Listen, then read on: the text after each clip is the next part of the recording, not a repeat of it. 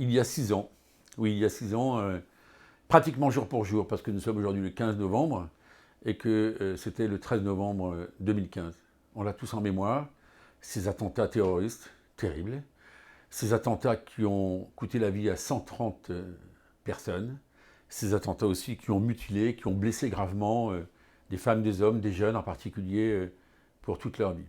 Et jamais oublié, je n'oublierai jamais le Bataclan, j'ai fait partie d'ailleurs de celles et ceux qui, parmi les députés, sont allés sur site quelques jours après, vous dire vraiment que ces attentats, c'est aussi un moment très fort où la communauté s'est réunie, rappelez-vous, touche pas à Charlie, tous avec Charlie, et donc c'est une atteinte à la liberté de la presse. C'était aussi l'expression de cette violence inqualifiable.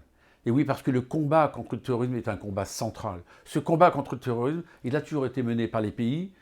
Personne ne peut dire, je dis bien personne ne peut dire, qu'à tout moment on est toujours protégé. Non, on se doit se donner tous les moyens. C'est la raison pour laquelle j'ai toujours voté les crédits en faveur de l'augmentation des financements du renseignement. Parce que à chaque moment, il faut savoir que les terroristes, et puis il y a des foyers un peu partout dans le monde, ils essayent toujours par des nouvelles technologies de voir comment ils peuvent rentrer sur notre territoire. Donc bien sûr, le contrôle des fichiers S, bien sûr, une fois de plus, avoir des niveaux de renseignement toujours plus élevés, bien sûr, la coopération européenne, la coopération avec les autres polices du monde est indispensable.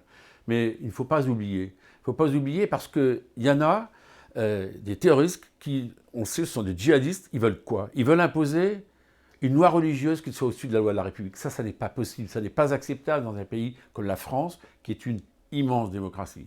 Donc ce combat, il faut continuer de le mener. On ne peut pas se diviser politiquement sur un tel sujet.